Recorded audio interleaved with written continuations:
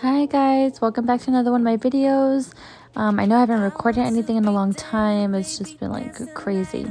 But so I start by taking my medium grit carbide bit and I'm just removing the bulk, removing the old product and taking it down to a very thin layer. These are sculpted, so the tips are going to stay pink, but it doesn't matter because I'm going to be using that same pink over it anyway. This set is not very old. It's like a couple weeks old, but she wanted, a color change because they were baby shower nails, so it was just time to change them anyway. Yeah, so I'm just removing that, taking it down all the way, and so yeah.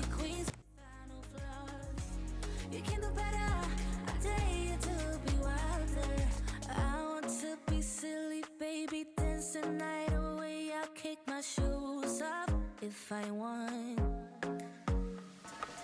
let yourself be free, and maybe you will find that there is more to life than being pretty. Honey, let's just face it, you can do better.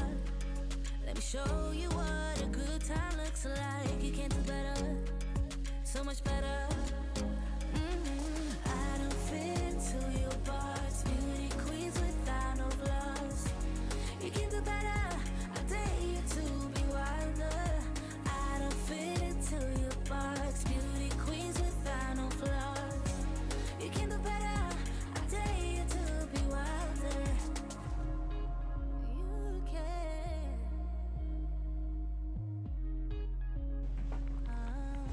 And now after removing down her old product, I'm just taking my wood cuticle pusher and just pushing back her skin.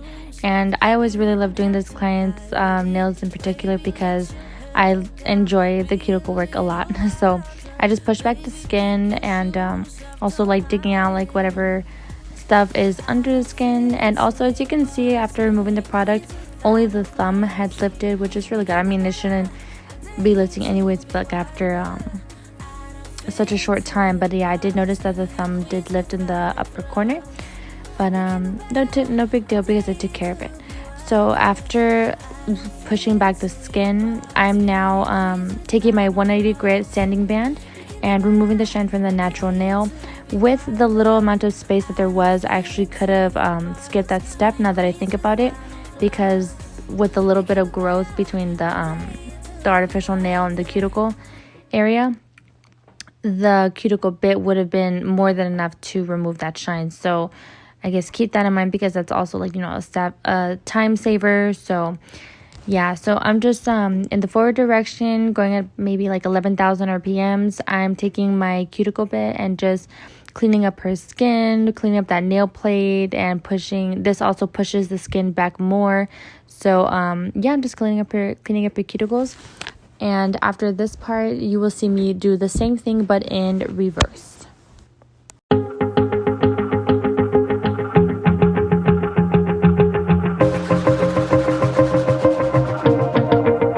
Wanna shake the ground, wanna break away, let loose. I'm tired of waiting, gotta make that move. All the neon signs, now they shout to me and you to write our story. Wanna shape the new. Do you wanna come along with me? Come along with me. Do you wanna?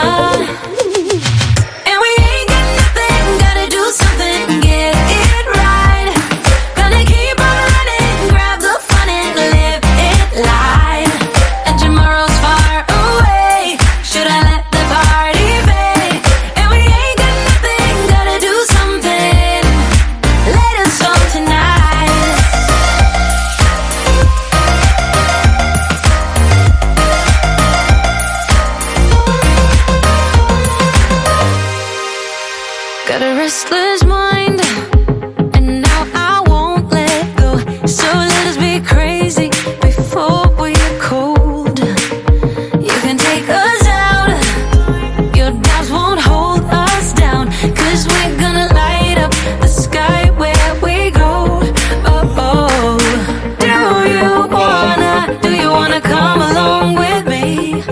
Come along with me. After I finished my cuticle prep, I'm now just going in with my 180 grit file, and I'm just regaining that shape and trying to make it a little more narrow than last time, because I always kind of forget, or not forget, but I just don't, it ends up not being as narrow as I thought, just because, you know, you're always concentrated on filing and stuff, so it may not be as narrow as you wanted it to be. And especially with gel polish, that can round things out a little bit. So I'm just trying to get it as narrow as possible, and, you know, just regaining that coffin shape.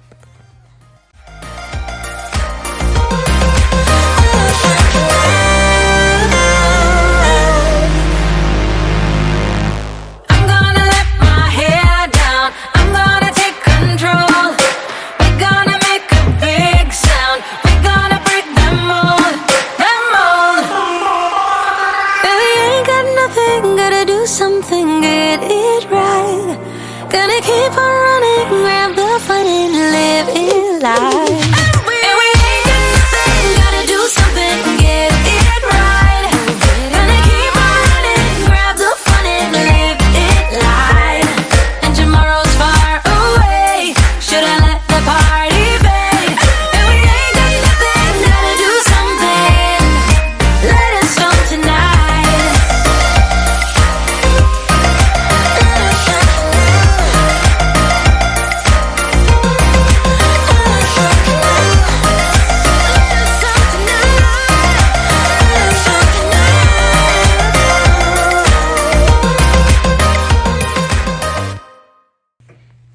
After applying the dehydrator and the primer, I went ahead and I applied my Young Nails base synergy gel on all her fingers, only the natural nail, not the artificial nail, and I just went ahead and cured it for 60 seconds.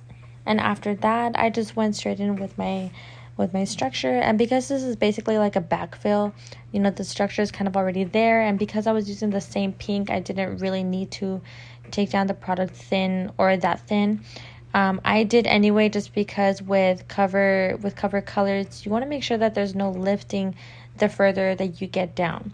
So anyway, so what I do when I build the nails is I just polish on a wet layer, or a wet layer, or a slip layer it's also called. Just polish that on, try to get as close to the cuticle as possible, because you do want that cuticle area flush. You don't want it to be too bulky. So after I polish it on, I grab a bigger bead of product, and I am leaving this part in real time so you can see how much or little, I guess, I play with it. So I apply the bead, kind of rock it a little bit from side to side. I don't really have a technique or anything. I've seen techniques. I mean, I'm not sporadic or anything, but I know what works best for me. So I bring the gel down to the center, or yeah, like the center of the nail bed, and then I just start dragging it down. I cured that for 60 seconds in a low heat mode, because I always do low heat on the first layer, because it's like a big glob of gel or of product, and I don't want to give her a heat spike. And after I cure for 60 seconds, I'm fixing the apex before going on to the next nail. So I fix the apex, I don't cure it, and I just go on with the next nail, and then that way both of them cure at the same time. So that way I don't just do the first layer of the nails or the gel on all the nails and then go back. I just fix it right then and there, and then go on to the next nail. So again, you saw I polished on the slip layer. I'm getting a bigger bead of product and just pillowing it back, making sure that most of the product is staying behind the brush, or like on top of the brush, if that makes sense. Like, I don't want all of the product to start flowing down, because the tips need to be, or the free edge needs to be thin. So I don't want to drag the product all the way down. I just want to drag it to where I need that strength. And usually, or it is like where the free edge of the natural nail would be. That's where your thickest point should be, because that is your stress area, is where the free edge of the natural nail is. So again, you see here that I'm fixing the apex for that middle nail now, And before curing it, I'm just going ahead and starting the first layer of the index nail. So that way, like, I'm always, I don't like going back now. I'm really trying to save time because we know that it can take a long time. And so I'm just trying to do things to save time, and yeah, so that's what's happening here. So slip layer, bigger bead, bring it down to the free edge, and then I drag the product down thin to the free edge because you do need product. I mean, it can't be like super paper thin, but you do need product there, but you just don't want all the product to be down there. I didn't get myself building the thumb, I guess. But yeah, so after that's finished and cured, all of that's cured, I wipe off the sticky layer with some rubbing alcohol and a lint-free wipe. And then the first thing that I do to my filing, to start off my filing, is I clean up the sidewalls. I want those to be crisp and brought in, and that way I don't just start on the surface work right away anymore, because like right here, like I'm doing surface work, because what if I filed off something that I ended up needing and then I have to go back and add more product. It's easier if I just file the sidewalls and the free edge so I can see the shape, so I can see where I need the product to stay and where I need it to leave. And this is my fine carbide bit. I'm just doing my surface work. I don't know. I'm going about I think for this one I'm just going like 17,000 RPMs.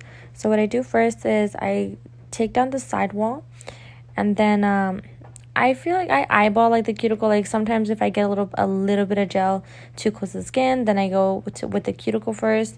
But I definitely love slimming down my sidewalls with this bit, or just doing everything with this bit, because I feel like it makes the nail look so like nice, you know. So I either go in at the cuticle first, or sometimes I just start by shaping down the sidewalls of the nail, and then I go over the whole surface. I don't know, I guess it depends on the nail. Like I said, I don't really have a technique. I just do what has to be done, and I try my best. But it also really helps to look down the barrel of the nail so you can see where it's dipped, or like where you have like a little pothole and where you need to possibly add more product. I know it's like really annoying when you have to add more product, but sometimes, you know, things happen. But yeah, so I'm just shaving it down and debulking the nail, getting it ready for my finish filing with my hand file. I did not get that part on camera because my table lights they kept falling down. So like every time like I hit my lamp, I don't know, it was just so annoying. So I didn't get that part on camera, but I did replace my light, so we're good. That won't happen again.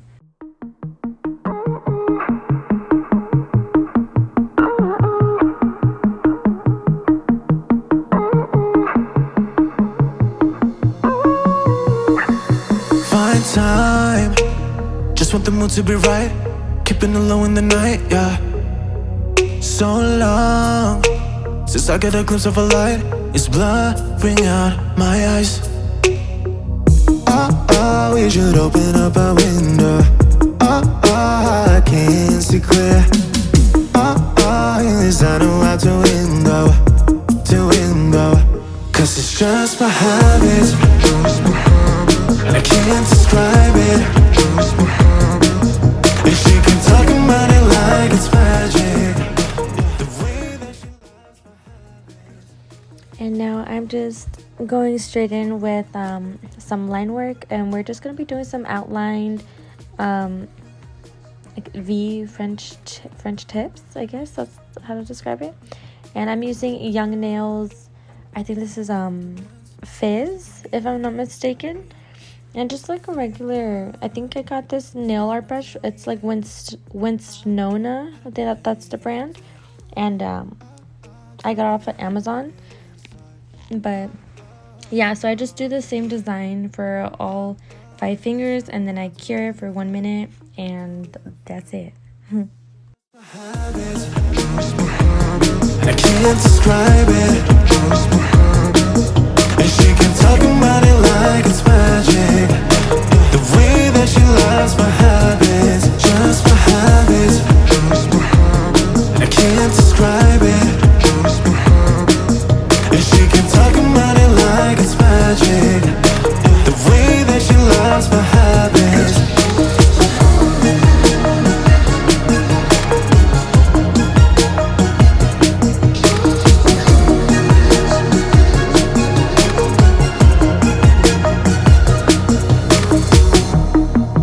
I will never get it right.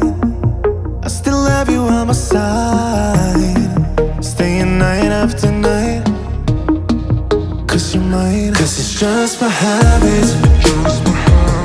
I can't describe it. And she can talk about it like it's magic. The way that she loves my habits, just my habits. I can't describe it. And she can talk about it like it's magic. The way that she loves my habits.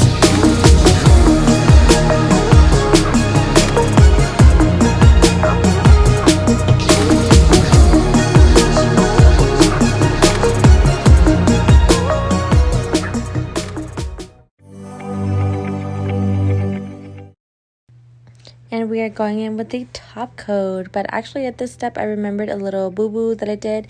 So you're going to see that I skipped the ring finger and the index finger when it came to the top coat, because I've learned this the hard way.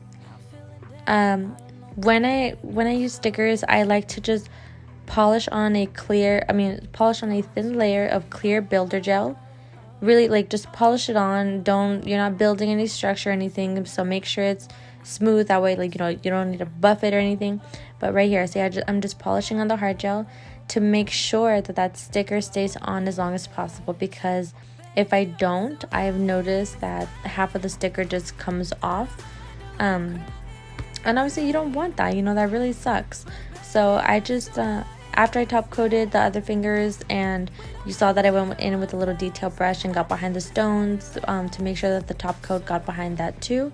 So I just polished on the clear builder gel, cured it for 60 seconds, and I just went straight in with a top coat, because you don't want to make the builder gel bumpy or anything. So it's just for extra security. And this is the final look after I do this finger. Thank you guys for watching, and I hope I helped you with something, because I know YouTube always helps me. So bye.